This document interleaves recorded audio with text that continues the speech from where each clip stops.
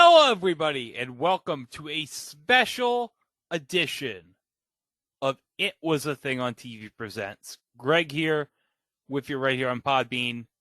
But, of course, right now, I'm on Stream Lounge, and I am doing a special live. This is not a live show in the live show official continuity for the show.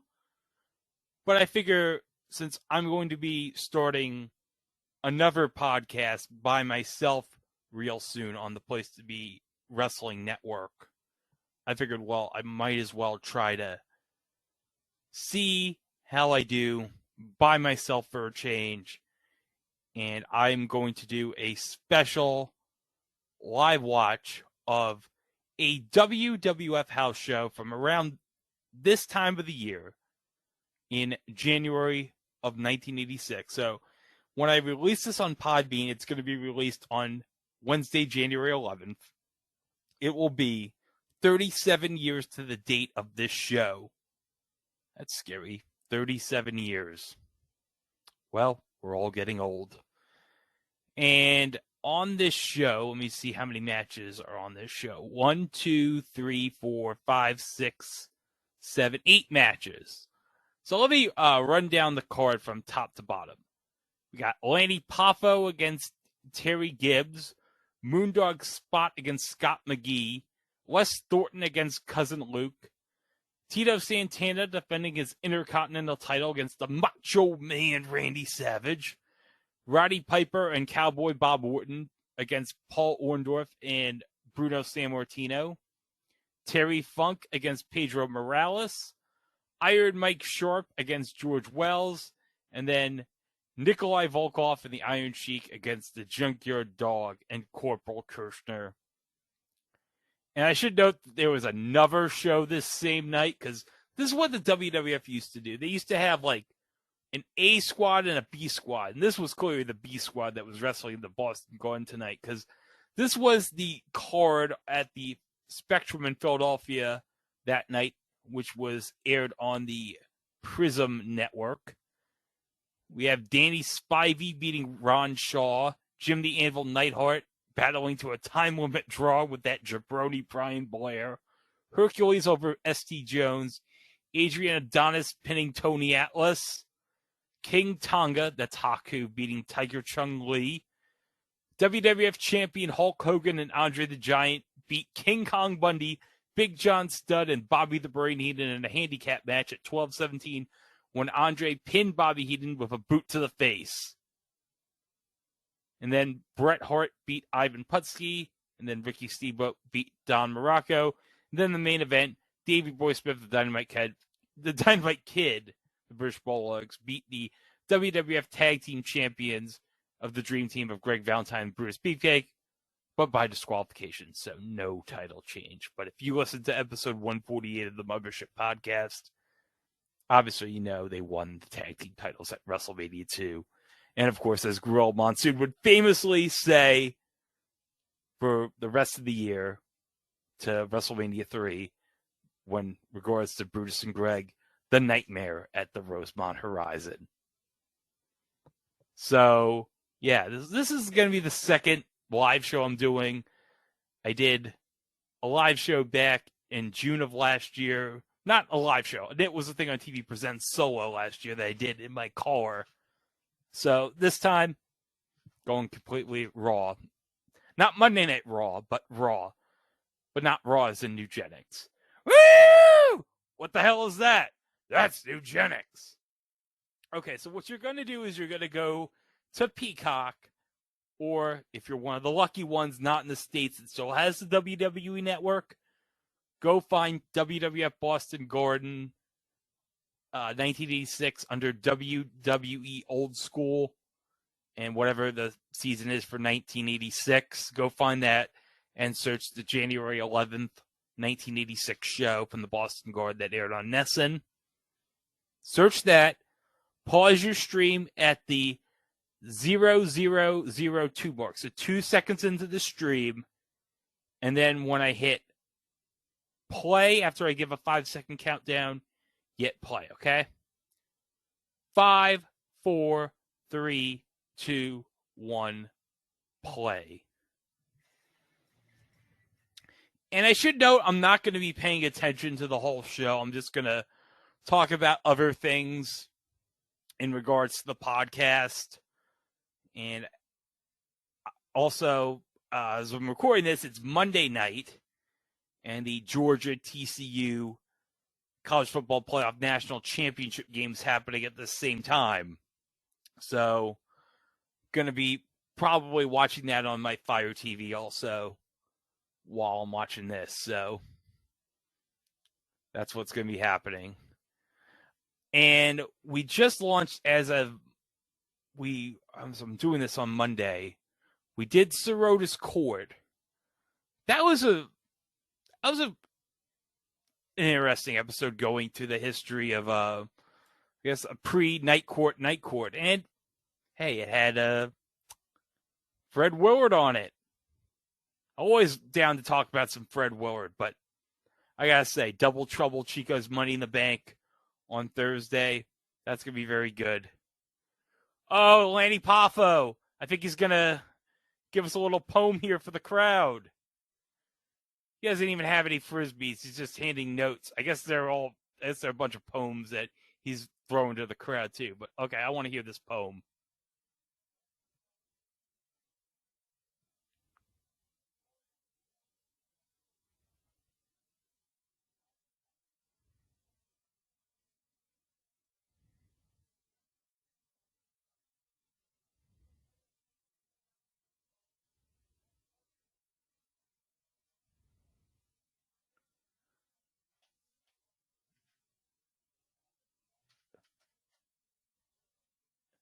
Oh, that's a nice poem. That was a great job by Lanny. Although, those aren't pennants, Lanny, that's hanging from the Boston Garden. Those are banners. Oh, by the way, Gorilla and Jesse are on commentary, so this is going to be very great.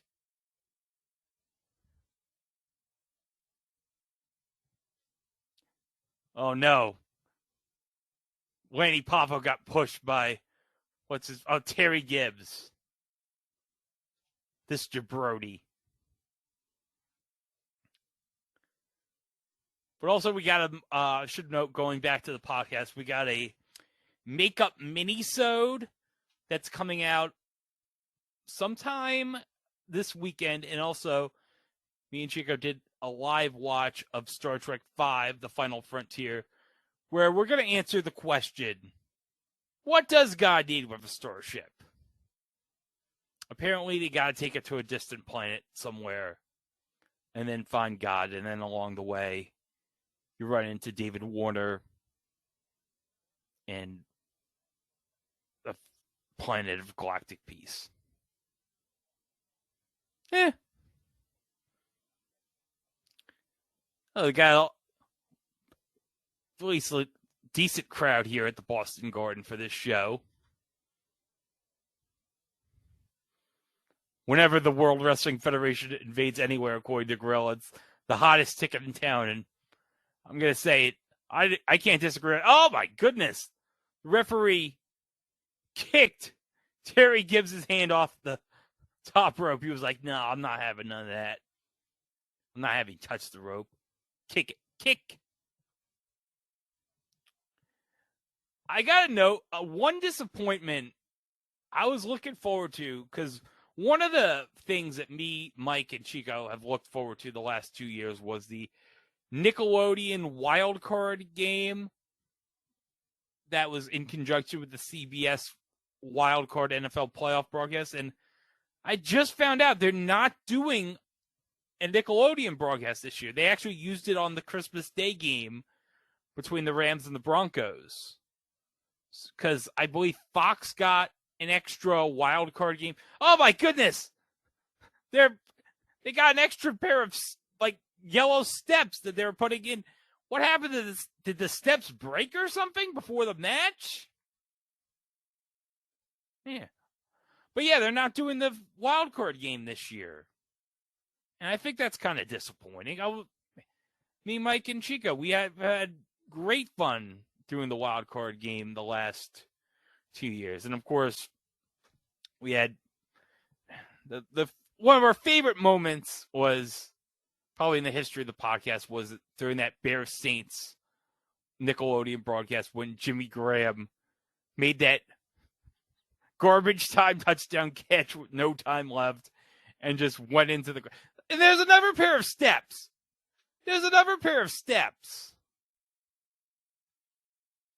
What, did they have to clean all the steps before the show? Did they not have the steps ready in time at the Boston Garden? I don't know. But yeah, the wild card game between the Bears and Saints, as I mentioned, Jimmy Graham, he made that garbage time touchdown catch, and he was like, I'm not going to get slimed. F those kids. I'm going to go to the back and just stay there because screw the kids. I don't want to get slimed for the kids. Ridiculous.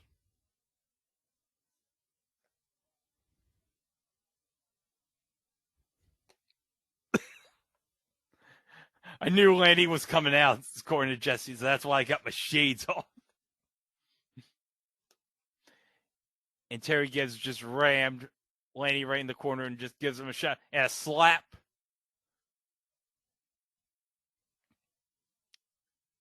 Did the gorilla ever wear pink? And Gorilla says he wore yellow tights once. That must have been something on the eyes. Gorilla, Monsoon, and yellow tights. And now Lanny got arm bar. Chris Jericho. List of 1,004 holds. And then, crossbody 1, 2. Kick out.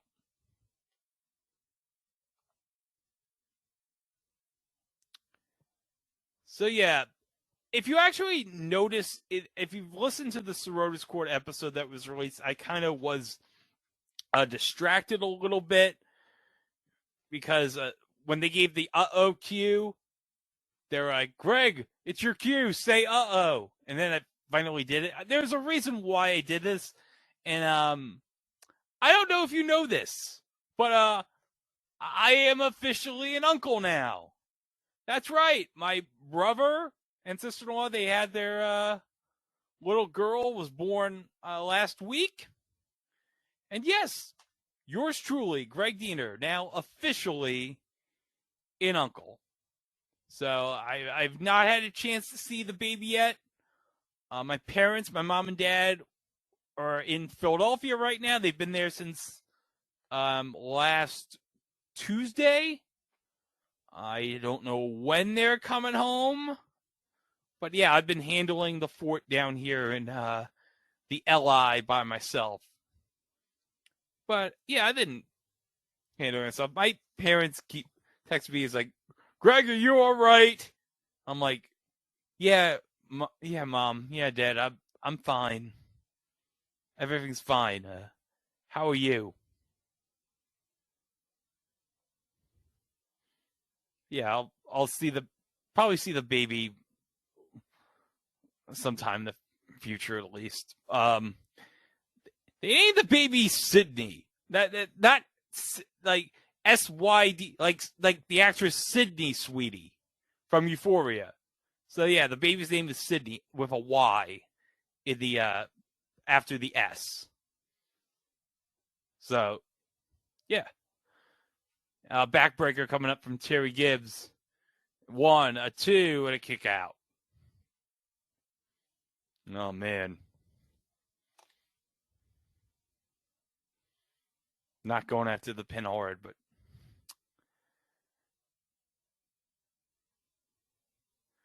I don't know. It just kind of sort of feels a little weird knowing that I'm now an uncle. So it's very weird. It's just I don't know how I'm gonna feel yet until I actually see the baby. But yeah, uh, it's gonna be good. I got the I paid like $300 for like a stroller because my brother and sister in law were like, "Oh man, it's so expensive." I mean, we're trying to get a stroller, and we're like, I have plenty of money. I can buy you a stroller because I have like God, I must have like two. I have like I save a ridiculous amount of money. I always say on the podcast I spend a ridiculous amount of money because I hate money.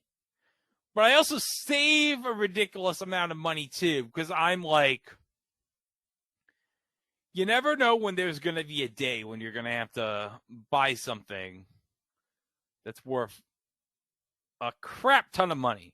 And I had no idea that strollers were worth $300 or roughly at least $200 less than a PS5. I think PS5 is up $500. Is it? I mean, I never see a PS5 on sale because everyone buys them all the damn time. They're all sold out. Oh, yeah, I was right. PS5 is $500 according to the PlayStation website. So a stroller is straightly $200 less than a PlayStation 5. Oh, a small package by Lanny. 1, 2, and a kick out by Gibbs. Ever body slam. As you go, moonsault. 1, a 2. Ah, you got him. Yeah, Leaping Larry got the dub.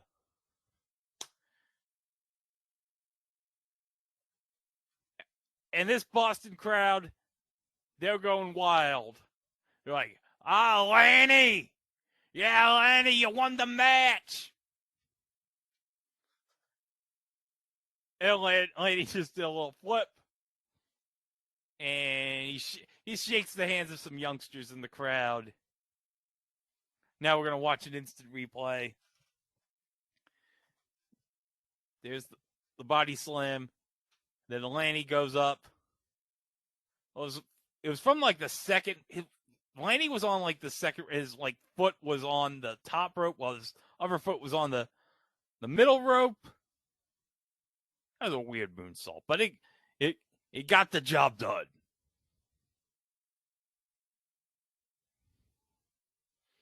Okay, we got the next match coming up.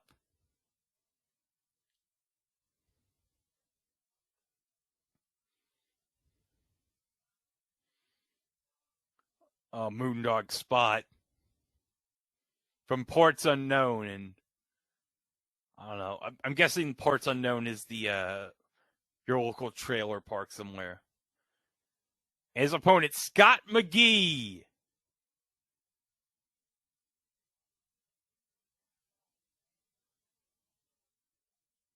And of course, Scott McGee did not get the best reception here in the Boston Garden.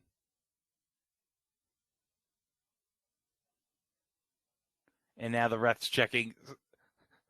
It's Danny Davis. I believe it's Danny Davis, yeah. Well, Danny Davis, we all know, he's he favors the heels. So he does not have best of love to the babyface. I'm not sure who the babyface is in this match.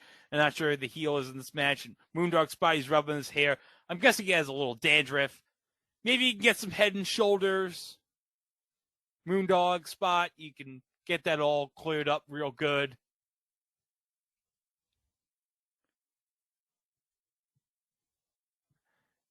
Okay, so let's talk about what we got coming up in the next week here on the podcast. If I can get that up real quick.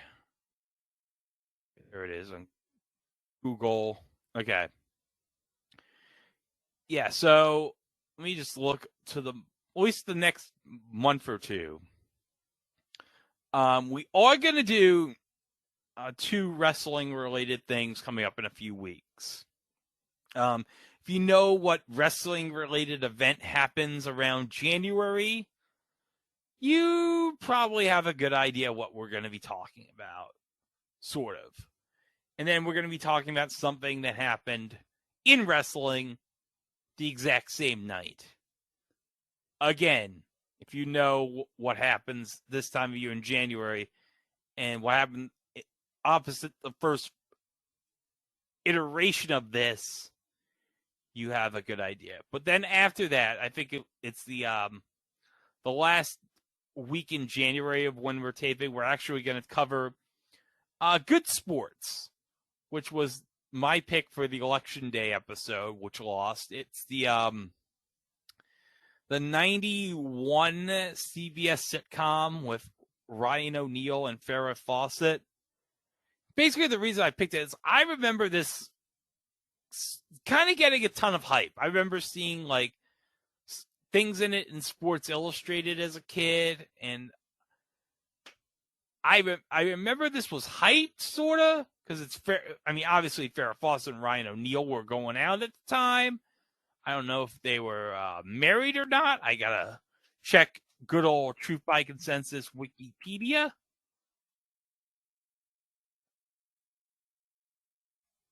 Oh no, they were not married, but they were together from 1991 to 1997 and 2001 to the time of her death.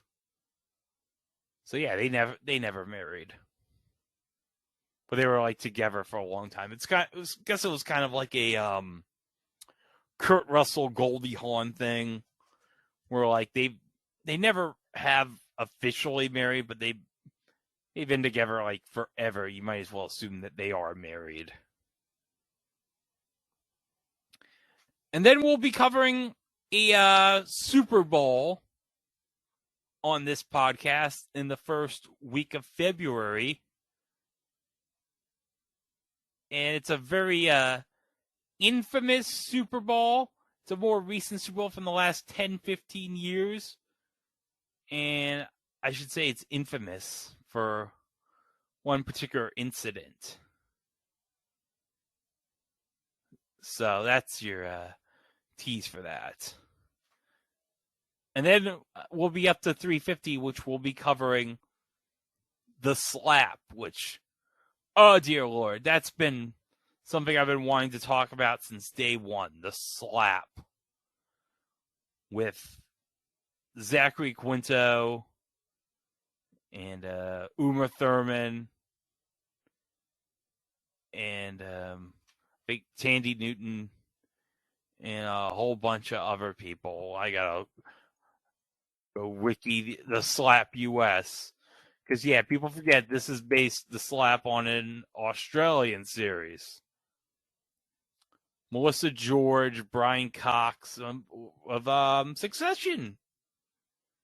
And, oh, wait, hold on a second. Victor Garber is the narrator of this show. And Victor Garber will be covering later this year in, well, if you heard the year-end show in Part 2, when I play the montage of all the stuff we'll be covering in 2023, yeah, we'll be covering I Had Three Wives. I won't say when, but we'll be covering it. And Blythe Danner was in the cast of The Slap? Yeah, oh. Yeah. Michael Nuri? Michael Nuri was in this? Really? The dude from Flashdance? Huh. And I love how Wikipedia lists Zachary Quinto here in the cast. Zachary Quinto is Harry. I don't know. I'm not going to pronounce this last name. I'm going to butcher the hell out of that. But it says, the cousin of Hector, a rare auto dealer, and the deliverer of the titular slap. Nothing has been more hilarious than me trying to read the deliverer of the titular slap. Just fantastic. All right, let's get back to this match here. Because I'm not paying attention to this. It's freaking Moondog Spot and Scott McGee. And Scott says, oh, charge. Scott hit his elbow into the post there. Oh, knee of the midsection.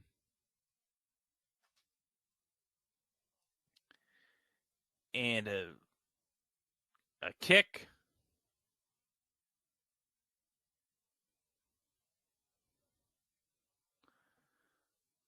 I gotta check because this is Boston Gordon. I want to see on a Basketball Reference what the Celtics were doing if they were on the road this night in '86.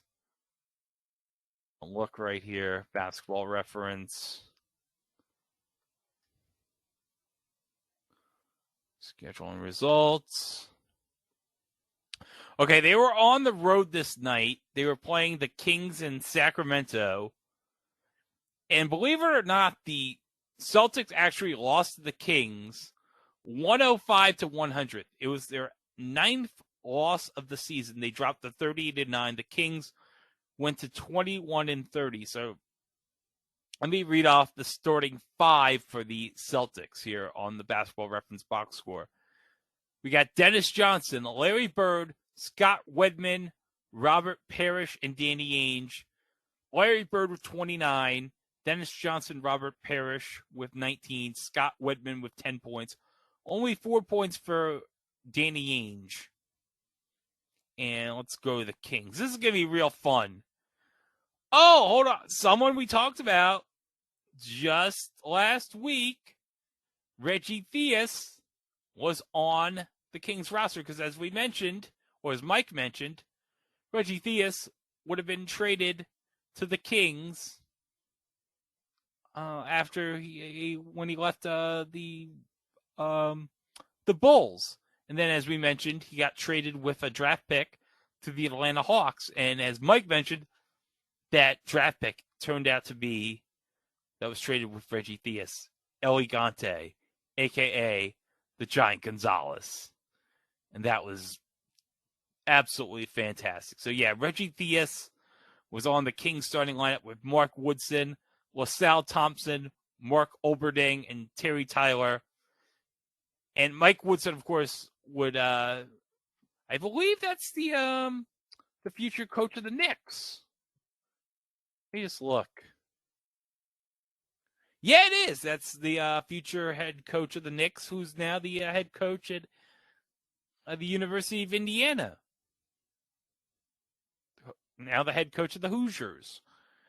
So, yeah, Mike Woodson, he led all scoring with 27. LaSalle Thompson with 21. Mark Olberding with 12. Reggie only had 8 points that night. 2 for 8 from the field. All said. Eddie Johnson, 22 points from the bench. Very impressive. And back to the bench. Oh, Scott McGee, he landed on the floor. I guess he took a hard shot to the floor while I was looking up the Basketball Reference box score. Oh, look at that. One of Boston's finest is helping him get back into the ring.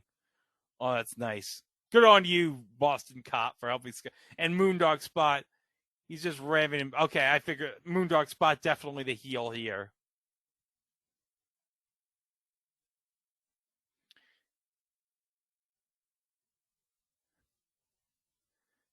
Suplex. Ooh. Jesse says, that's what I love about him. It roughs him up and then makes a move like that. Suplex. Okay, off the rope. Up, crossbody. A 1, a 2. Oh, no.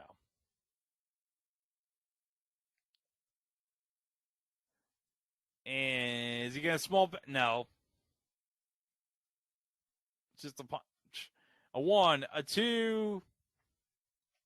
No. Those are not good covers. a charge and a block. And that, oh my goodness, Moondog Spot, he tripped.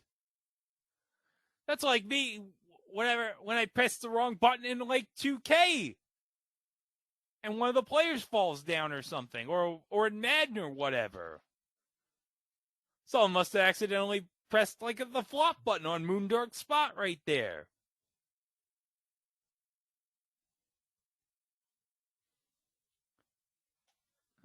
Scotty trading some blows.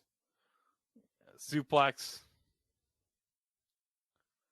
Oh yeah, Shades of the Dynamite Kid's going to grow because he's actually interviewed in the Dark Side of the Ring about the Dynamite Kid. He was like good friends with Dynamite Kid.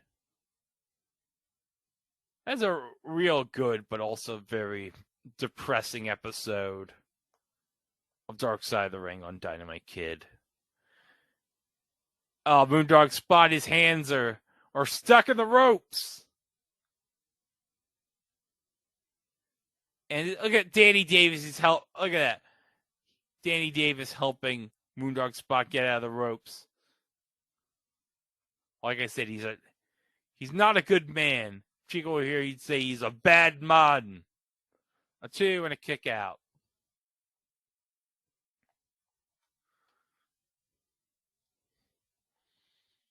So I don't know if any, because this is Monday. This would be the day after the NFL regular season ended. So I don't know what head coach has been fired because I've been working all day today. Okay, Cliff Kingsbury got fired. Yeah, that makes sense. Did not have a great season at 4-13. Obviously, Lovie Smith retired. Oh, we got a pin.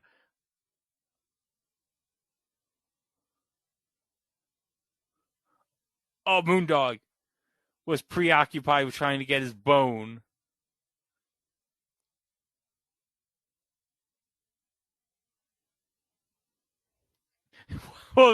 Jesse's like, what do you think the problem was? Scott got hungry? Yeah, so Scott McGee gets the win. Oh, that explains it. Oh, I'm watching the replay right here. Danny Davis. Oh, look, I understand why. Moondog Spot, he's pushing Danny Davis, and he's probably. Oh, he had Danny Davis like pinned against him while he was trying to reach for the bone, and then Danny Davis was like F this. I want this match to end. There you go, Scott McGee. You get the quick 1, 2, 3. I just want to go in the back and to catering or whatever. I don't even know if the WWF even had cater. Well, they were doing so much money in 1986. I'm sure they had to have some kind of like food in the back. Okay, what's the hell is this match right here? Okay, I'm going back. Oh, cousin Luke against Les Thornton. Oh, this is gonna definitely be a crap match. So, yeah, I'm looking at history at WWE.com. This is 3 minutes and 28 seconds. So I'm not even gonna bother with this crap. So let me get back to the Google News right here. So, okay. Yeah, obviously Nathaniel Hackett already got fired. Obviously Jeff Saturday is not going to be the permanent coach in Indianapolis, so they're going to be looking for a new coach.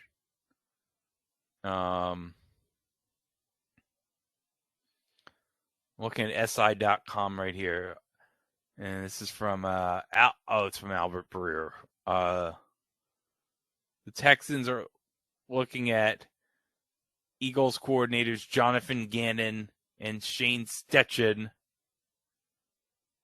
And the Texans, I've heard that owner Cal McNair would be going New England with his next coach GM pairing. He likes New England linebackers coach Jarrett Mayo and Steelers senior Brian Flores. I didn't even know Brian Flores was now in the now working with Tomlin as an assistant after he got fired in Miami. And then I'm looking. Let's see. Yeah, Mike Vrabel might be on the hot seat.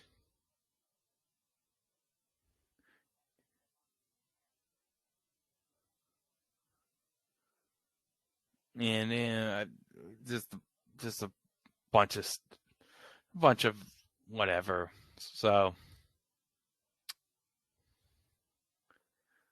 yeah.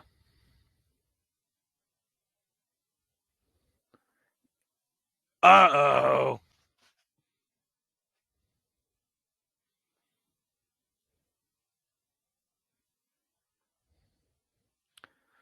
Oh. Hogwaller, Tennessee. What kind of name of a town is that?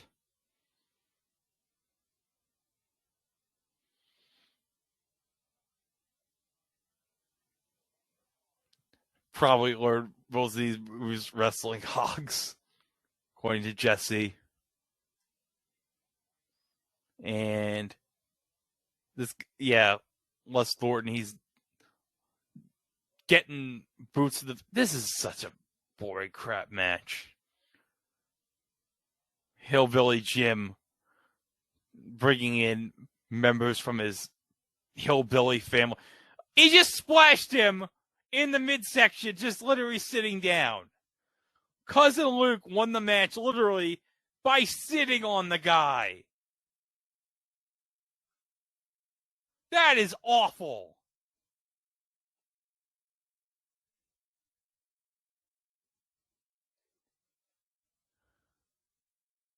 And the crowd goes mild. Awkward Peacock fade out. Okay, now we got a big match up here. All right, this is for the Intercontinental Heavyweight Championship, guys. From Tacoma, Mexico, which, by the way, is not a real place.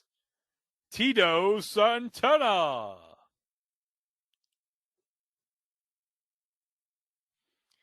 And he's got the Intercontinental Championships, which now is the iconic Intercontinental Championship design that has the globe and everything.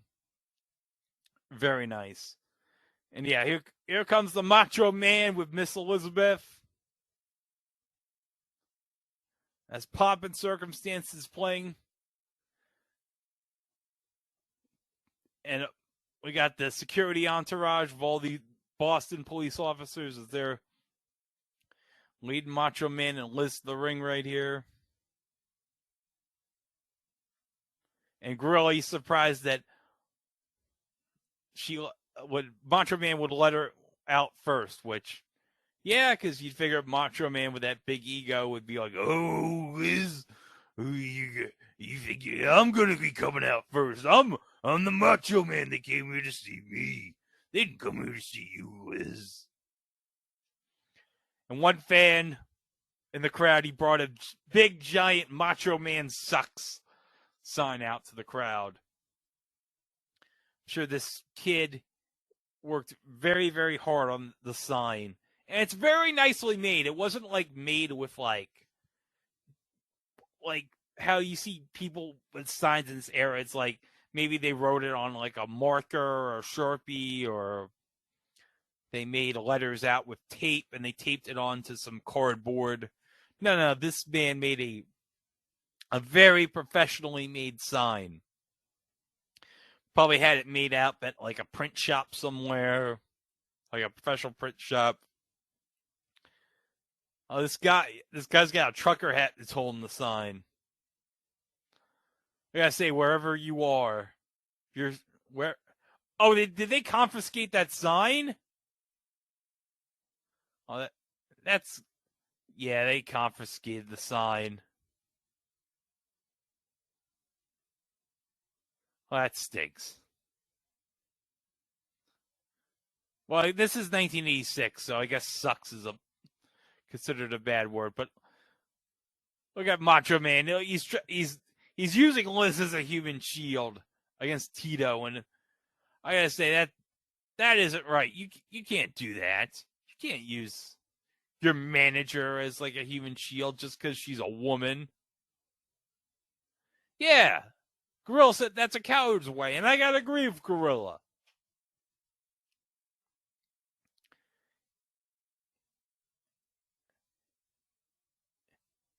And Mach, he gets his glasses taken off by Liz. So this is for all the Marvels. Now, just for you to know, this is not that Boston Gordon match. That's a month later. And Randy just goes out in the rope because he's the heel, and it's like, oh no, I'm not going to start the match. I'm going to go outside the ring. And now I'm going to jump in and back to the ring. And now I'm going to escape the ring again because that's what I do. I want to get the crowd. I want to get them all upset. It's right, Jesse. You got a game plan. I got this all ready. And hey, you guy in Craig James New England jersey, I just want you to know that Craig James, he killed 5 hookers. Yeah, he killed 5 hookers at SMU. And you know how I know that? Some guy named Mike Leach told me that. I'm sure this man's going to go on to some bigger and better things. R.I.P. Mike Leach, we miss you. That's really what the greatest personalization of all that Craig James did. Hashtag CJK5H.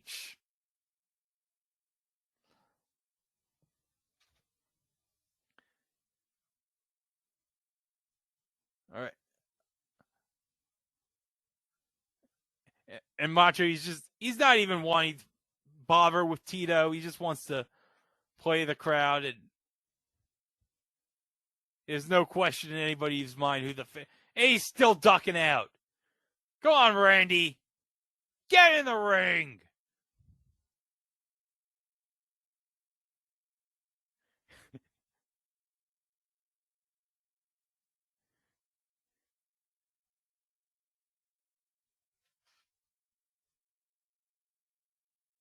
And Jesse's so agile getting to the top of the rope so quickly.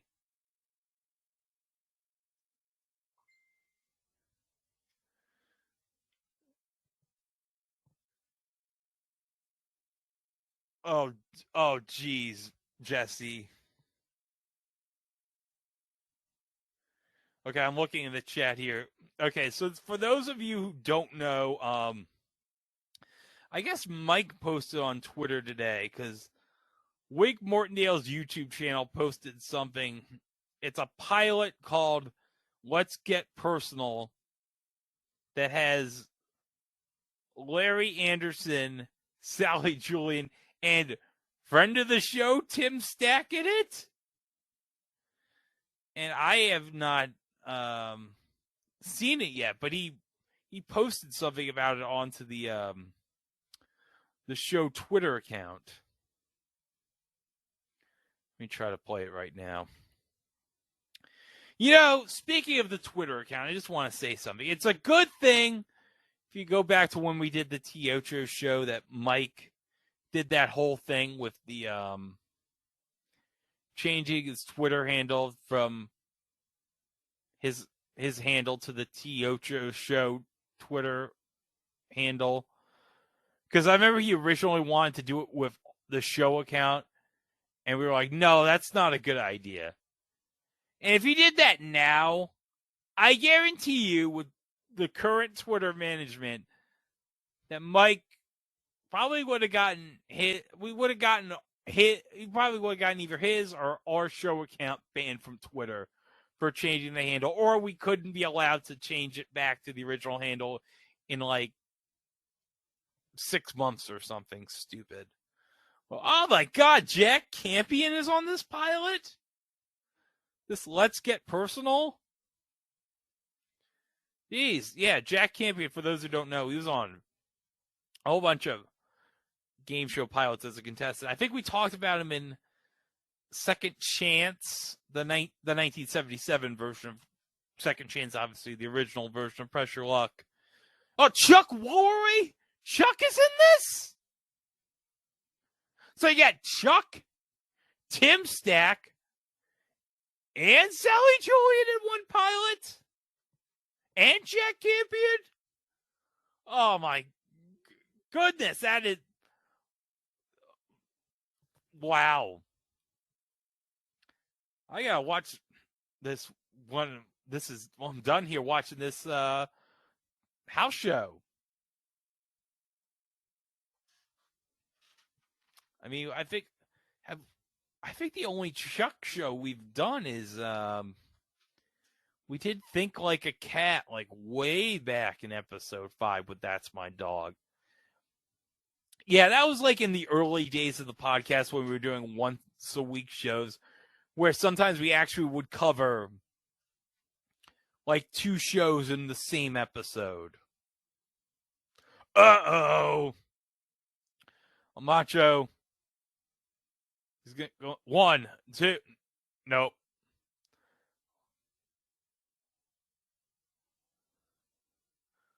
Oh, a big concern there on the face of Liz. As Randy's got a chin lock on Tito. What are they chanting? they're chanting Tito, but Jesse thinks they're chanting Chico. Oh, God. I love old WWF, but oh my God, the casual 80s racism of the day. It does not age well. No. It does not age well at all.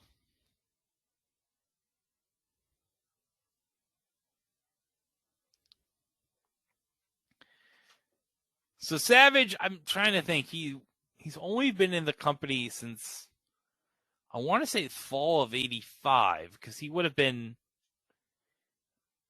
he would have just finished his run in Memphis. Because for those that don't know, Randy Savage was in what I guess you would consider in outlaw territory in Memphis, if you want to say, that his father ran, which was Angelo Poffo, which was ICW, I believe was the name of it. And like for many, many years on the TV, he would constantly challenge Jerry Lawler and say he was a coward and everything. So like one day in 1983, like Randy Savage like randomly shows up on Memphis TV, on the Memphis TV programming, and just openly challenges Jerry Lawler to a fight or a match. And if you can look at it on YouTube, it's like Randy comes into the Memphis TV studio, and it's Lance Russell and Dave Brown. And I guess Randy's there with Angelo, and freaking Lance Russell's like, Angelo, please tell your son to stop causing havoc out here, or somewhat. It's an amazing moment. It's kind of like if somebody, I'm trying to think of the equivalent. It would be kind of like if somebody from like AEW showed up on WWE TV out of nowhere. Right. Back to the match here. So Santana just got clotheslined by Randy, and there's a 2 count there.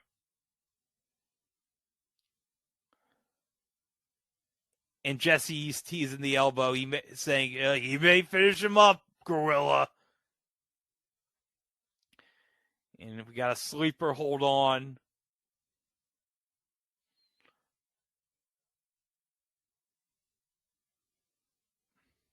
Oh. Well, Chico, you got to make sure Danny doesn't raise your arm, because he might, as we saw in the like a match or 2 ago, he might quickly raise your arm quickly down 3 times. Remember that next month, Tito. Remember that? Oh, he's fading. 1. Get that arm up again. 2. One more, it's over. It's a... Oh! No, wait. What? What? Oh, the timekeeper, he must have gotten a little giddy. He thought that the timekeeper thought that the arm was down the third time. He prematurely rang the bell. Guerrero saying, no, that was a... Jesse was like, did he submit? And Guerrero's like, no, that was a mistake on part of the timekeeper. That was a very... Oh, nobody home there.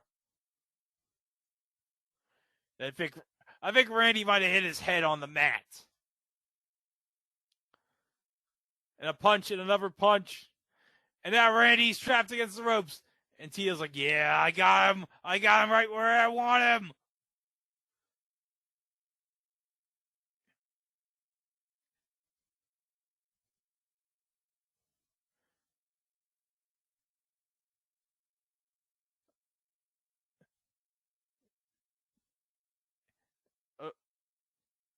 Knees to the face.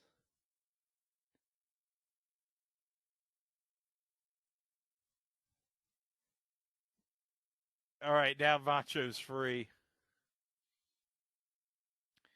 And Macho Man just threw him this to the floor. He's coming up. Is he gonna? He's gonna. 50. No, Grill. That's not 15 to 20 feet. That's more like 2 or 3 feet. I know pro wrestling is known to exaggerate some things, but 15 feet to the arena? No. No.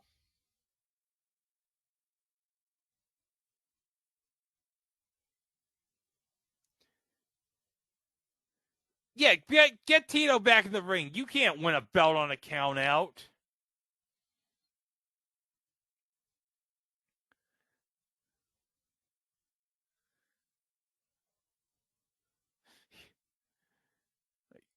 Come on, Tito, get back in the ring.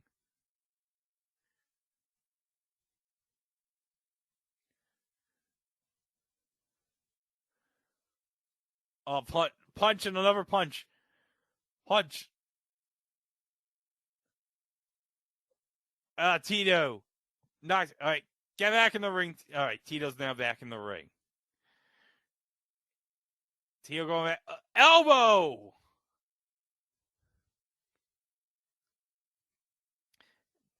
I always loved Tito. He was always like somebody get. I like anything Tito. Whether he's in Strike Force, whether he's in whether he was the Matador later on. Flying forearm by Tito sends him Macho Man right to the arena floor. Liz is out. Liz is like, "Oh, Randy, you all right?" Oh no, now he's. Oh God. Randy pushed her, and now Randy Tito was just going up to check on Elizabeth, make sure he was, and now the ref, I'm guessing, a count out. This is crap. This is I don't agree with this decision at all by Danny Davis. That is ridiculous.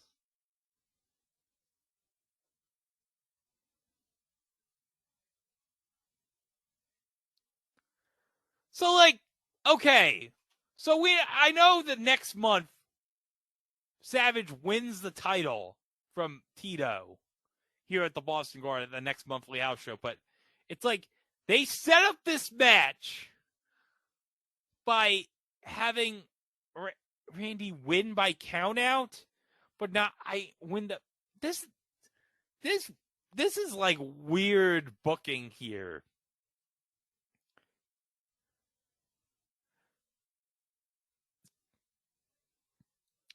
Yeah, as the ring announcer says, title cannot change hands on countout, so therefore still the Intercontinental Heavyweight Champion Tito Santana.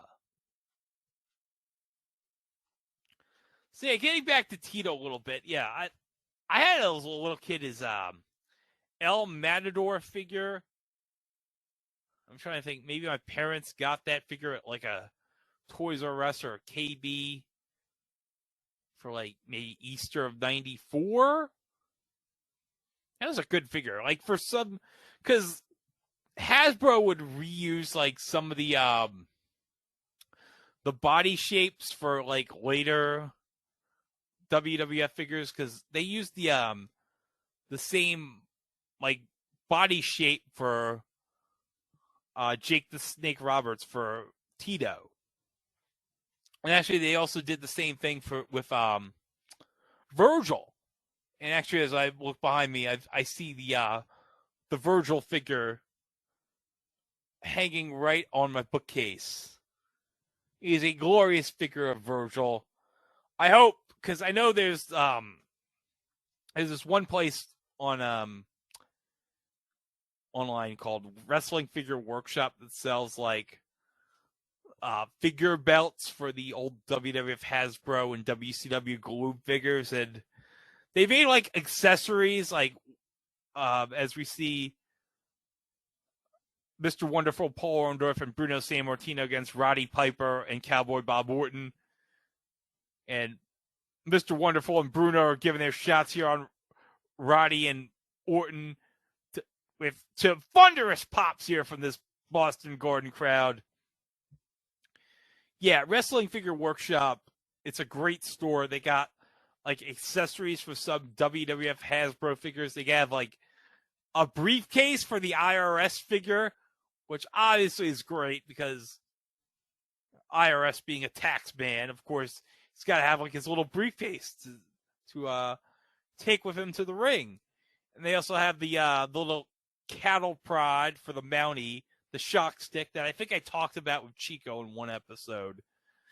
The shock stick that was full of electricity that the Mountie would use to shock people. It would make, and obviously dubbed in stock noise of electricity like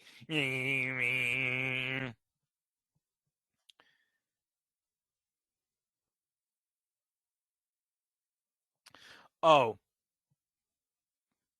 Paul Orndorff ramming Cowboy Bob Orton's head right into the top turnbuckle. Mr. Wonderful's like, ha! Oh, you want me to tag in Bruno? You want me to tag in? There you go! Yeah! No, Roddy tagged freaking Orton. Ace is the one that Pearl. I always love when Gorilla makes like, whenever he talks about a dastardly attack, he always refers to it as a Pearl Harbor job. Again, a lot of casual 80s racism in the WWF at this time. And now, now we go. Bruno and, now Piper's just now Bruno's going to go chasing him on the outside. This is just, that's dastardly. Orton, now Piper's got a wooden chair. Oh, right in the back. Oh.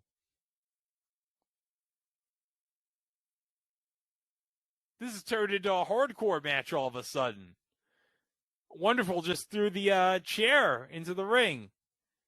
The referee's like, no, I can't have this madness with wooden chairs. And Roddy just pushed the makeshift wooden steps. Which, oh yeah, he just ran Bruno into them.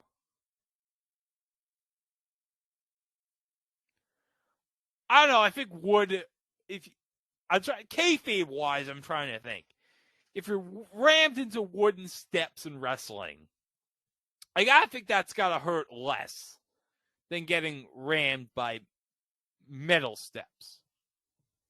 Because I think metal would hurt more than wood, and I should know because around Christmas time I was helping move a table for my brother, and I tripped and fell like on the metal piece of the table that was like that was supposed to be right below the table, and it hurt like absolute hell. I think I still got like, if you took a look at my leg, there's still some like redness in some parts. It's been like 2 weeks since I fell, and when I fell, it literally felt like I was being shot. I felt like someone had shot me in the leg. It was that painful. Okay, let's get back to the match here. We got Donnybrook going on.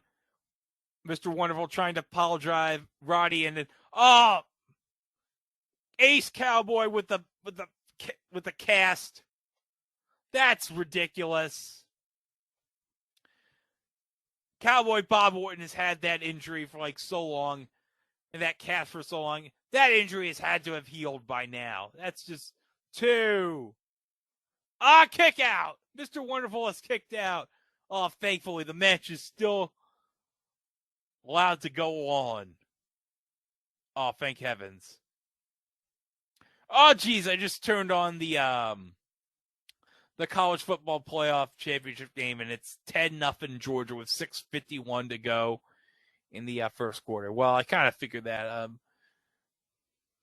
Me and Chico were talking about the game leading up to it on the pre-show on Friday, and I brought up that the line for the game was Georgia by 12 points, which I guess I'm not shocked that the line was that high, given that obviously Georgia's been dominant all year, and obviously they got to be favored. They're the defending national champions, but I would have figured you'd give Georgia 9, or a 9 or 9.5 would be the line for a championship game. But I don't know. I'm not a bookie. I don't ever want to be a bookie. I don't want to be the guy that's in charge of making the odds or handicapping that. I'll leave that up to the people in Vegas to do that.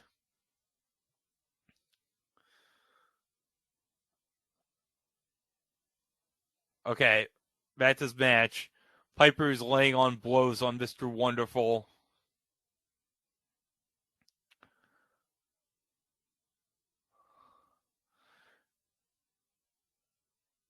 And Mr. Wonderful, he's tired. Obviously, Piper and Ace Cowboy, they got the advantage right here. Oh my God! He just moved Roddy Piper. Mr. Wonderful they got the crowd here in Boston, they got a full moon. And this crowd's got, Roddy, pick up your pants. Come on, you gotta pick up your pants.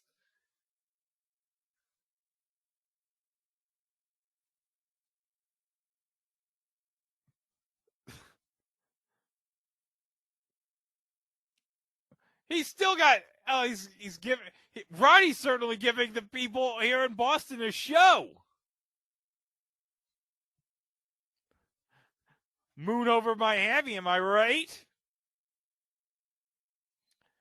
A big back body drop by Mr. Wonderful.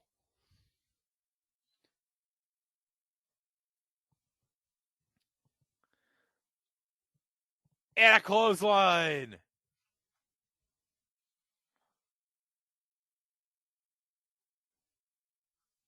Oh, wait, we didn't get an opening bell according to Jesse? So how is the match officially started?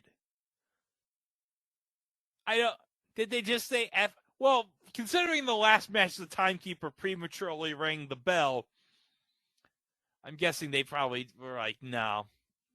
I guess maybe the timekeeper got a, like, nice stern warning in the back or whatever. And he didn't come back in time. I guess they don't have, like, a backup timekeeper here at the Boston Garden. Bruno, he's whamming Hot Rod all over the place. Referee's distracted with Bruno and Piper. Bruno, he's throwing the wooden chair right back at Piper. And the referee's ringing the bell. I'm guessing Bruno got counted out. Geez, back-to-back count-out victories. What the hell?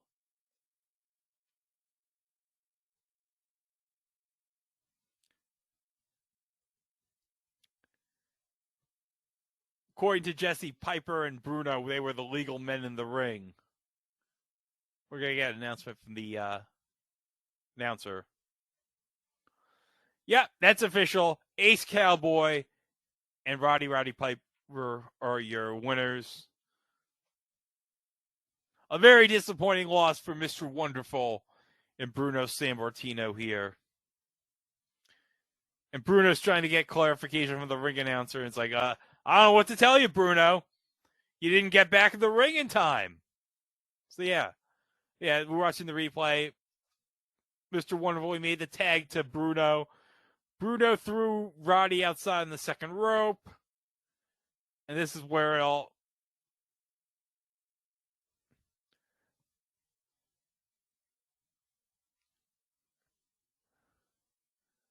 Referee kept counting.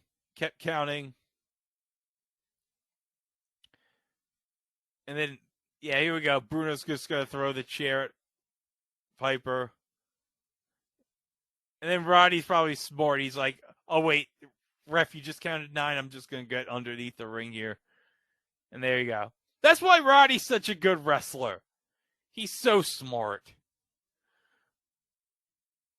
Oh, my goodness. Oh, I just looked over the championship game. Number 11 on TCU, he made one hell of a catch there.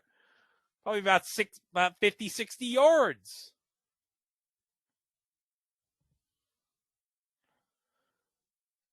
Okay. Oh, yeah, Terry Funk. Podcast favorite Terry Funk here. Taking on former WWF champion Pedro Morales. And for those that probably are not as familiar with the sport of professional wrestling, Pedro Morales, the first person in the history of the WWF to win all 3 major championships, the World Heavyweight title, the Intercontinental title, and the Tag Team title. And of course, at this time, Terry Funk would be managed by the Mouth of the South, Jimmy Hart. So Jimmy Hart in Terry Funk's corner right here. And actually, if you're like me and you follow the goings on with WWE action figures, there's actually like a recent 2-pack that Mattel released in the I think it's called the Coliseum collection. It's like a vintage line of action figures done with retro LJN style packaging. And it's of Terry Funk and Hulk Hogan. And they're in their outfits from their LJN figures. And the box has their exact poses from the LJN figures. But unlike the LJN figures, which had no articulation whatsoever, the figures of Terry and the Hulkster, they actually do have articulation. They're very nice figures. If I ever see that Terry figure loose somewhere, I'd like to have it. I would I've never had a Terry Funk action figure. And Gorilla talking about Terry Funk's ranch. Who would ever call their property the Double Cross Ranch? Well, that man called his property the Double Cross Ranch.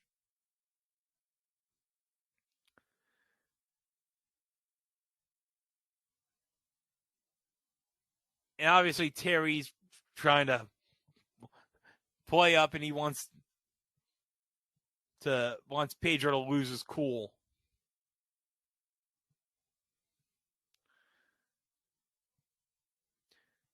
Some slaps there, but Pedro slapping Terry around here.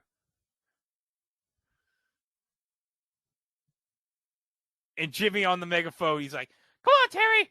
Come on. That's all right, baby. All right, Terry, kids, get on the outside."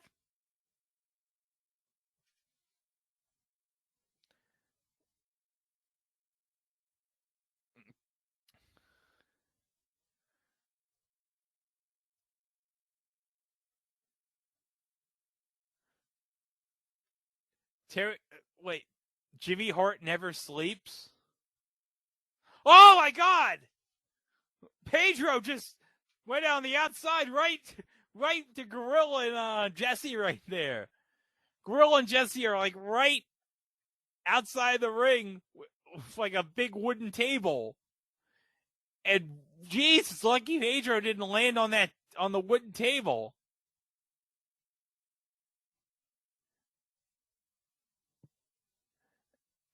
And Terry getting into it with some of the people in this Boston crowd right here.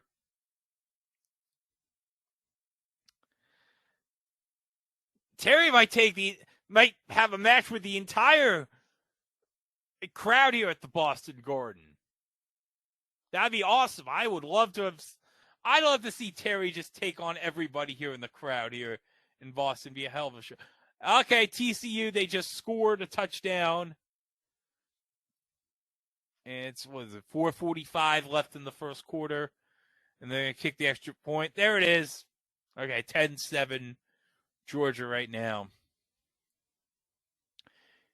It'd be very something if TCU can pull off the upset here, because I always appreciate TCU. I love Super Frog. In fact, if I could say of all the mascots in college football, I love Big Red of Western Kentucky, but I got to be quite honest with you. Super Frog, I love Super Frog. I mean, what else is there to say about Super Frog? He's a super frog. It's in the name. Super Frog. And I'd love to go to like a football game and have my mascot be a super frog. If you ever look at Super Frog, he seems like an awesome mascot to hang around. I would love to. My dream is to meet Super Frog. If I had to name top 5 mascots I'd want to meet, it'd be number 1. I mean, I've met Mr. Met. So I've met him many times. So it's like I don't need to have Mr. Met in my top 5 mascots I want to meet, because, whoa, my God, Terry he tried to slap Gorilla. Jesse's like, I think he wants a piece of you, Gorilla. And somewhere a young Zachary Quinto sees this and is like, I'm going to keep this in the back of my mind after seeing Terry nearly slap Gorilla Monsoon's headset off. Gorilla's like, I'll get a payback shot.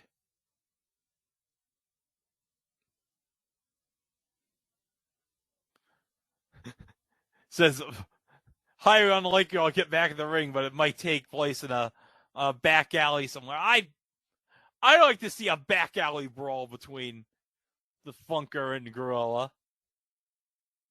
Gorilla's own words, be a main event anywhere in the country. But okay, let's get back. Top 5 mascots I want to meet in person. Gritty has to be number 1. Orbit of the Houston Astros. You'll notice I like the fat mascots. The fat mascots, to me, are more fun.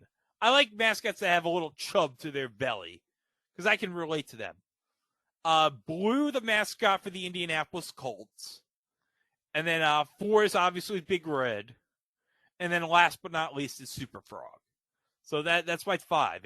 It's Gritty, Orbit, Blue, Big Red, and Super Frog. Okay, Jimmy Hart's getting distracted the ref, and Terry's choking out Pedro Morales from a rope. Ref, what you did a terrible job there.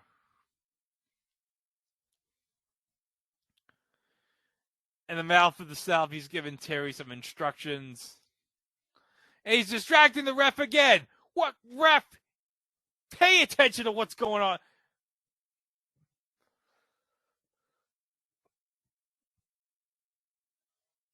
And now Pedro's got the rope, and he's choking Terry with it.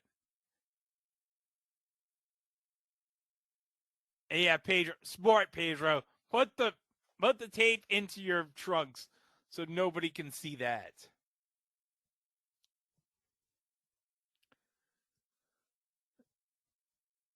And the crappy wooden steps, they fall down right here.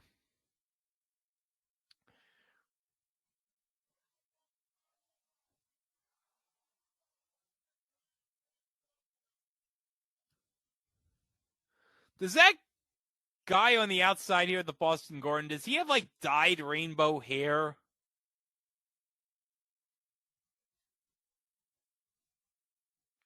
Are we going to have another count at finish here? Are we seriously going to have 3 count at finishes in a row? Well, the ref stopped counting, thank God. Well, oh my God, Pedro, this is not good. You're climbing to the top rope. Oh, no, he decides, no, that was stupid. I'm not going to do that. And Terry, he just fell flat face first to that horrid wooden floor. Terry probably has a massive concussion. He doesn't know where he is. I don't know what you could call it's not exactly the parquet floor. I'm guessing it's like just the floor that they use before they like put in like the ice or the basketball court or whatever at the Boston Garden. Pedro winding up. Terry's like, he's like a drunk at 3 a.m. He's like, where are you? Put up your dukes.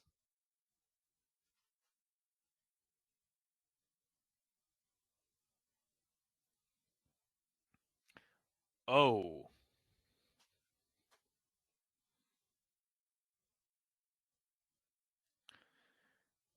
Terry goes over the top and onto the floor.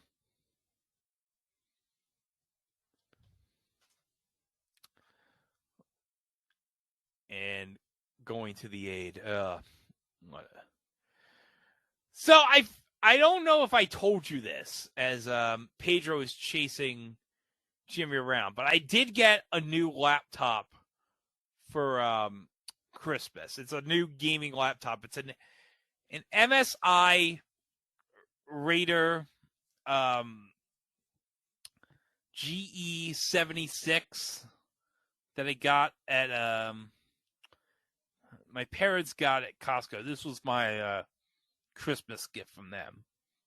And it's a good laptop. And I've been mainly using it to play some games on Steam. I've played the Spider-Man remastered game on it. It's awesome. I have the PS4 game. I don't have the PS5, obviously. So I haven't been able to play that on PS5, but the PC version, absolutely fantastic. It's absolutely magnificent. And I've been having a lot of fun replaying the Spider-Man PS4 game again. Because obviously it is one of my favorite games of the last couple of years. The Spider-Man PS4 game. Because it feels like I'm Spider-Man. And Terry, did he get the 3 count? I don't think he got the 3 count. No, he got the 3 count because the timekeeper, he rang the bell. The ref didn't even see it. Oh, that's ridiculous. We're going to get the official word here from the ring announcer. And there's the guy with the rainbow. There's the attendant from the Boston Garden. He's got the dyed rainbow hair right there. Well, that would have been kind of like a thing at this time because I think wasn't there that rainbow wig guy that would go to all the sporting events who turned out to be absolutely nuts? Yeah. Okay, we're going to watch the replay right here.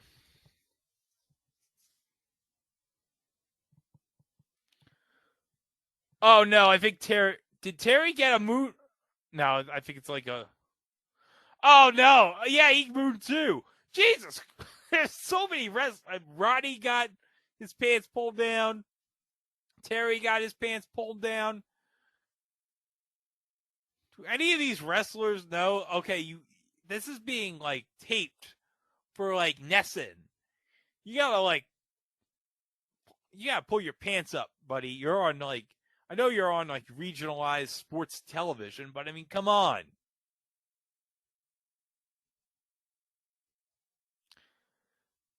30-minute time limit. Oh, hold on. Let me just look. Oh God, it's George Wells against Iron Mike Sharp. Oh, this is gonna be terrible. So this is kind of like a pee break match right here, because we're like one match left for the main event. Oh my god, they aired Terry Funk against Pedro Morales according to history of WWE.com on Primetime Wrestling as late as August of 1986? What? Because some of these matches I see aired on the from this show aired on the February 24th episode of Primetime Wrestling of 86. The Poffo Gibbs match, the McGee Moondog spot match, Piper and Orton against Orndorff and Bruno, and this match. And then for some reason they don't air the Terry Funk Pedro Morales match until August of 86. I don't know. Wait a minute. What the hell did Mike just send me? What is God? He sent me the $1 million word game. Oh my God. No, Mike. Why? Why did you have to send me the $1 million word game? Oh, Mike.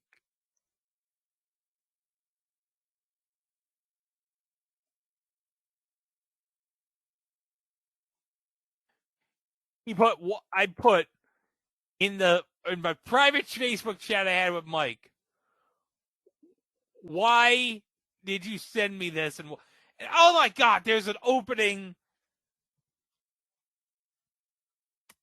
There's like a promo bed for Chuck Woolery, because this aired on America One, saying this is Chuck Woolery from the Data Game, and you're watching America. Did they tape this at like NAPTY or something?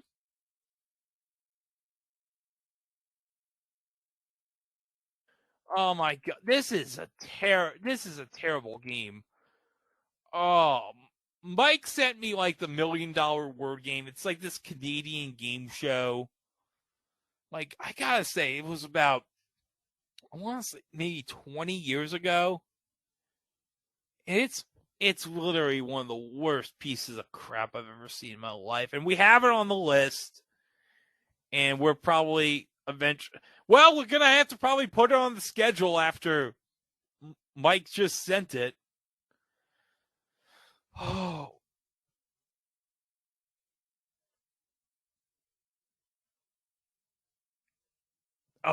Jesse does not consider the Canadian Football League football, and well, I can. Is and Jesse's complaining how he doesn't consider the CFL legitimate because there's no backfield in motion, and it's 3 downs and field's wider, which yeah, there's some very legitimate points. And this is George Wells. He's not good.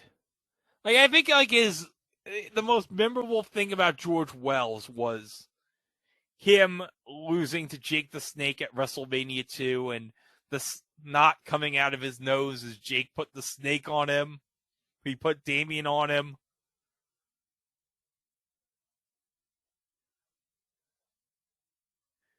Jesse saying Iron Mike Short bears a resemblance to Superman. I do no, Jesse. He does not look remotely like Christopher Reeve. You don't look like George Reeves to me.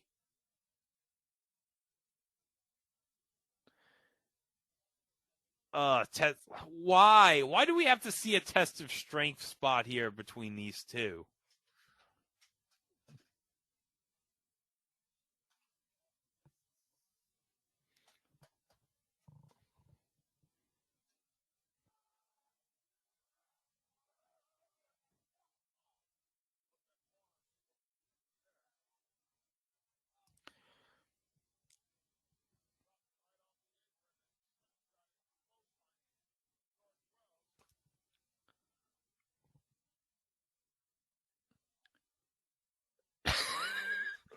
Jesse, one thing you don't have to worry about: Sharp will not pull hair on George Wells because he's bald.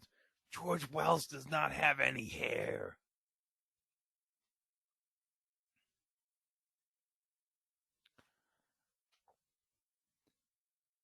All right, I gotta look because I mentioned the Celtics earlier. The Bruins, I gotta see if they were playing that night. I already mentioned the Celtics lost to the Kings the night this happened in January of 1986 on the 11th. So let me just look.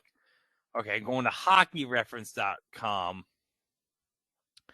Butch Goring was coaching the Bruins at this time. How long would he have been retired from? Because I'm trying. Okay, let me just find Butch Goring at Hockey Reference. Because I don't remember him much as a coach at all. I remember him as an announcer with the Islanders. Okay. His last year would have been from he split time with the Islanders and the Bruins his last year Butch Goring in 84-85. So I'm guessing it must have been like a Garth Snow thing where he went from being an NHL goalie to the GM of the Islanders. It was kind of like that, where it's like, hey Butch. I think the Bruins probably said, hey, Butch Goring, do you want to coach the Bruins? And he was probably like, yeah, I got nothing better to do. I'm near the end of my career. I've won a couple of cups with the Islanders. Yeah, I guess. And let's see. Let's get the schedule right here. The Bruins were 37-31-12 and finished third in the Adams division. So if Keith Langston is listening, Keith, could you ask Peter Winston how good the Bruins were in '86? Like what were the promising players from the Bruins in '86? Because I probably wouldn't know anybody other than Ray Bourque. Okay, the Bruins were in Chicago at Chicago Stadium that night against the Blackhawks. And they lost 5-4. And let me see the scoring summary. Okay, it was a high scoring game in the first period. It ended 4-2 after the first period. Daryl Sutter and Steve Larmer scored in the first period for the Blackhawks. Al Secord scored 2 goals in the first period. Jeff Courtnall and Ken Lensman had the goals for the Bruins. And then the Bruins tied it in the second period with goals from Mike O'Connor and Keith Crowder. And then the Blackhawks scored the lone goal in the third period, which gave them the win, scored by Dennis Savard, assisted by Al Secord and Steve Larmer. And do they have stars of the game here? No, they don't have stars of the game. Mike Milbury committed 2 penalties in this game for the Bruins. Cross-checking at 11:57. Then immediately after he gets to the penalty box, he commits interference. And he also had another penalty in the second period for high sticking. Yeah. Mike Milbury. Fuck. Even one thing me and my brother agree. We don't agree on much with hockey, considering I'm a Rangers fan and he's an Islanders fan.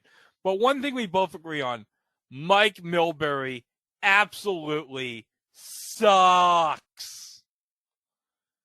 The worst. I talked about Gorf Snow earlier. And while he was obviously not a good Islanders GM, compared to like Mike Milbury, he's like, I don't know, freaking Glenn Suter next to Glenn Saver. He's Glenn Saver. I don't know why I said Glenn Suter. Maybe I had Bruce Suter, the Hall of Fame pitcher, on my mind.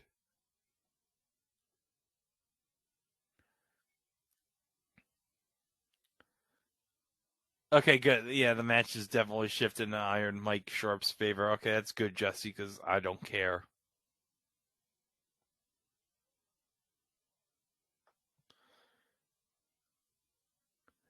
Oh, just freaking Iron Mike Sharp. He's his elbow pad. He's playing something around with that elbow pad. Oh, shoulder block.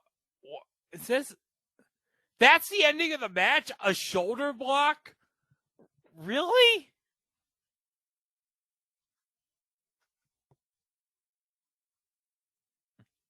Ugh.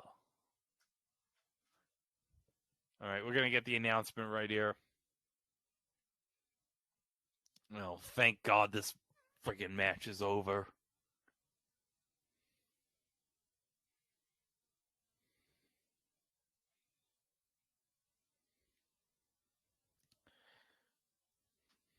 All right, we're gonna watch the replay.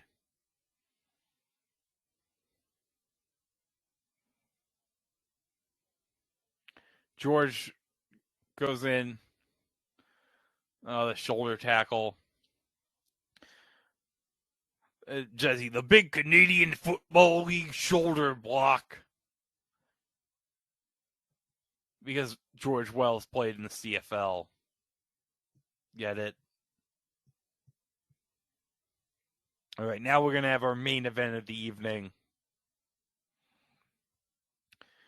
Okay, you got the Iron Sheik and Nikolai Volkov taking on the team of Corporal Kirshner and the Junkyard Dog. Corporal Kirshner was the WWF's like great value attempt at Sergeant Slaughter after he left to go to the AWA, because the WWF was like, oh, so Sergeant Slaughter, you want that G.I. Joe money?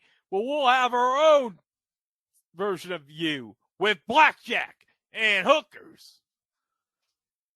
Okay, I think Nikolai's going to sing here. Okay. Nikolai's going to sing the Russian national anthem, so I'm going to stand for this. I'm going to honor this.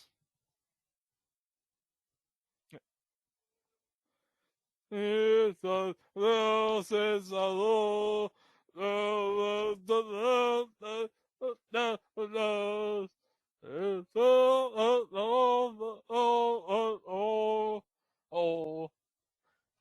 Come on, show Nikolai some respect. Oh, how dare this crowd from Boston? Well, we all know there's a lot of things about Boston that are kind of despicable for obvious reasons, but you gotta show Nikolai's. You can't disrespect his culture like that. I'm sure. Yeah, I'm sure. We know now that the Russians are obviously right now doing some bad things, but come on, you can't you don't want to disrespect his culture. Come on. Okay, we got Grab Them Cakes playing, so this crowd's going nuts. Jesse's like, is Grab Them Cakes the Junkyard Dogs theme, the new theme to the 82nd Airborne? Well, I certainly hope so.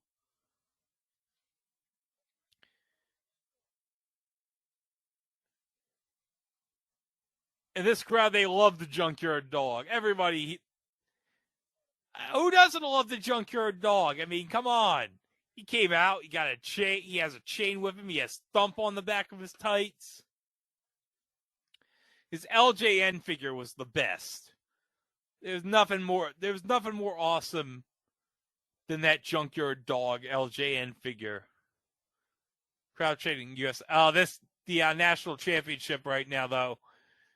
Getting a little out of hand. Stetson Bennett just scored a touchdown, and it is extra point. It's gonna be. It's now 24-7 Bulldogs. Ugh. I don't know. I'm starting to think that 12-point line was a little generous. If I took the under, which I'm not because I don't bet, I'd be very much sweating bullets right now.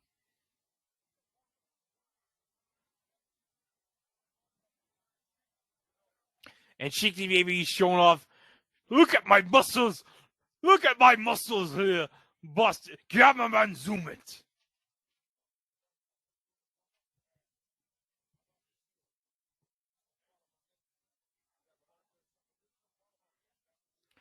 I never thought I'd hear Jesse and Gorilla talk about what the qualifications are for the Navy SEALs.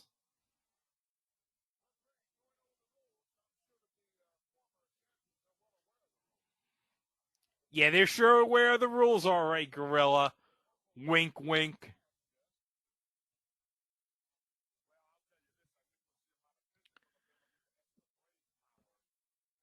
Okay, so Corporal Kirshner, he's going to go first here. Who's going to go first? Come on. Who's going to take it first, Shiki or Nikolai? I think if I were coming up with strategy, I think Sheik should go first.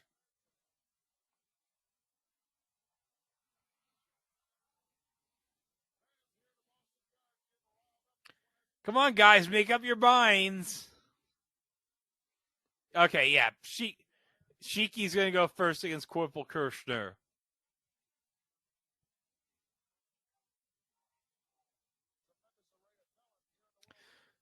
So, okay, as I noted, this episode's going to be released on Wednesday when I put this up on Podbean. So, if you're listening to this on Podbean on Wednesday the 11th, tomorrow will be Double Trouble, which is Chico's Money in the Bank pick. And as you know, Mike's Money in the Bank pick for early March is going to be Madam's Place, which I am. Mike, I know you just sent me the $1 million word game, but I'm going to say this. You don't know Jack. Stinker. The Hudson Brothers Razzle Dazzle show. Stinker. If Madam's Place is a stinker, I'm going to be a very unhappy person. I'm going to be a very unhappy person because, okay, this is some behind the scenes stuff because when we taped the Hudson Brothers Razzle Dazzle show, so we taped that around the same time as, the same night as the U.S. version of Kath and Kim and the Power Rangers Dino Thunder Bad American Dubbing episode. If you listen to those episodes of the archives, I am kind of out of it. I'm out of it. I'm disinterested. And I think it's also because when we taped those episodes, it was like 48 hours into the war in Ukraine. So I was like in no mood to record an episode. I remember that night, let alone 3, and especially the Hudson Brothers Razzle Dazzle show. So it's like, if you listen to those episodes, like, my mind mentally is like checked out because it's like, I'm just thinking at that point, like, is something going to unexpectedly happen where I'm probably going to die in the next couple hours or not, or something really unforeseen? But no, that didn't thankfully happen. But for a while there that night, I was worried, oh my God, this is how my life's going to end. I'm going to die while talking about the freaking Hudson Brothers Razzle Dazzle show. That's another reason why that will go down as one of the worst, the absolute worst subjects we've ever recorded on the podcast. And there's been a lot of stinkers. Now, I wouldn't say a lot of stinkers. There's some dogs of shows that we've managed to turn into like some good episodes. Like, I don't know, We Got It Made, which is, I think, was episode 66. That's not a good show, but I think for what we covered, that was a good episode. But the Hudson Brothers Razzle Dazzle show. Oh, jeez. I never want to. I never want to see or think about that show again for the rest of my life. If I went the rest of my life without thinking about the Hudson Brothers Razzle Dazzle show, I think I'd die a happy man. I'm not going to lie. All right, quick tag here, back here. As Corporal's going to go off the second rope onto Nikolai. Going to work on the left arm.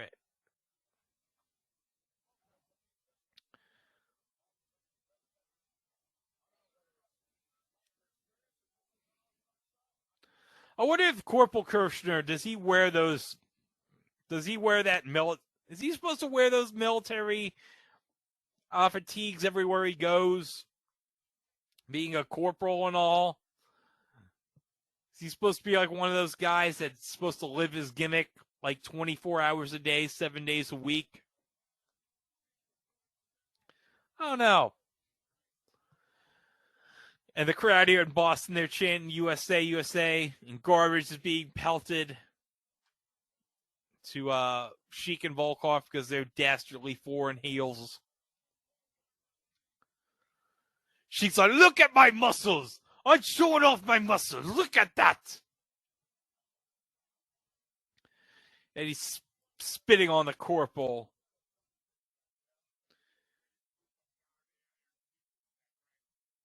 I hope Sheik puts somebody in the camel clutch. I don't care if it's the corporal. I don't care if it's JYD. I want to see him try to humble somebody old country way tonight. Okay. All abdominal stretch here by Sheiky.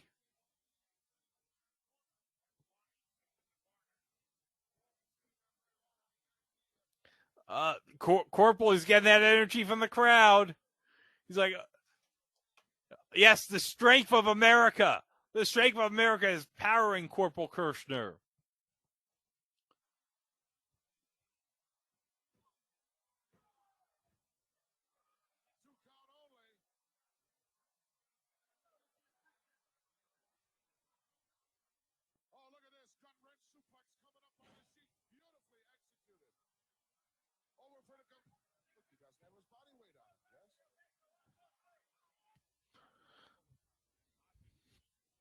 Ashiki setting him up. Is he going to do it? Yes.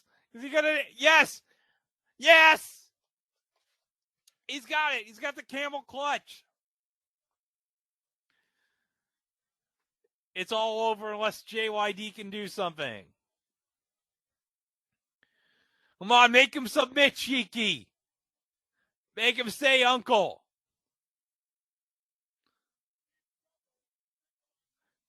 Nikolai, what? Oh, look what you did. You distracted the ref. And JYD, you did that? Nikolai, why'd you do that? And now tag. Nikolai is now in the ring with the corporal. Body slam. Oh, big jumping boot. That sure as hell's gotta hurt. Oh. And a tag back to Sheik.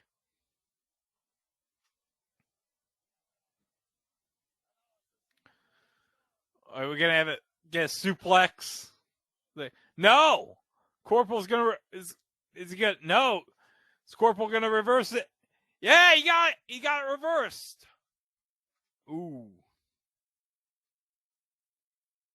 No. And now here's the part where it's like, oh, both men, they're so hurt, they gotta slowly crawl to the ring. And then Sheik's is gonna make the tag to Volkov, and then I bet your Corporal's gonna make the fast tag over to JYD. Is he gonna? Yeah, there. Yeah, I told you. And now JYD's double knocker.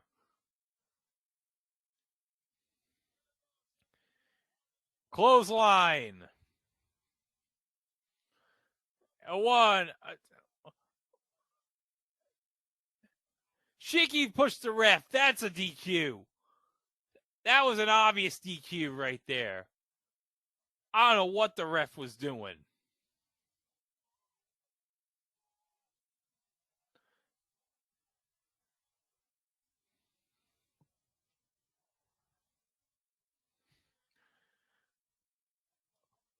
All right, Mike just texted me the. This is his answer. This is the answer I said to Mike after he sent me the $1 Million War Game. When I said, Mike, why'd you send me this? He said, I care. Well, I got a response from him. Care. Yeah, care my ass. Care my ass, Mike. That's what I have to say about the $1 Million Word Game. Okay, ref's distracted. Was he? Oh my God! Nikolai Volkov found 2 metal chairs and he threw them right at Corporal Kirchner. Ref was turned around. One. Oh, they got the pin. Ref never saw the steel chairs, and that gives Sheik and the Volkov the victory. As they're just being pelted with garbage, this crowd here at the Boston Garden's disgusted.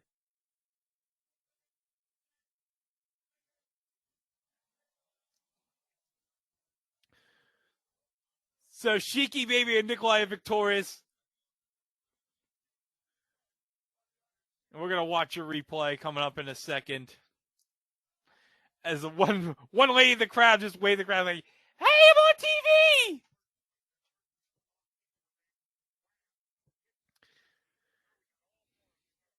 All right, there was a Donnybrook going on. Corporal with a jumping headbutt. Ref was distracted with JYD. Then there's the 2 chairs, just throws them right at Kirchner while the referee is distracted. And there's a 1, 2, 3. That's it. So Nikolai and the Sheik, they're your winners. They're victorious over Junkyard Dog and Corporal Kirchner. And now Gorilla and Jesse are going to wrap this up.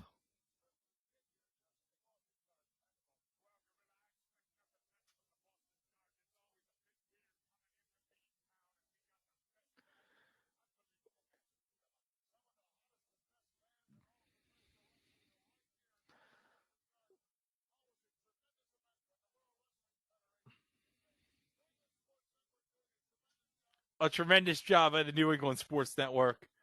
All right. Thanks, Gorilla.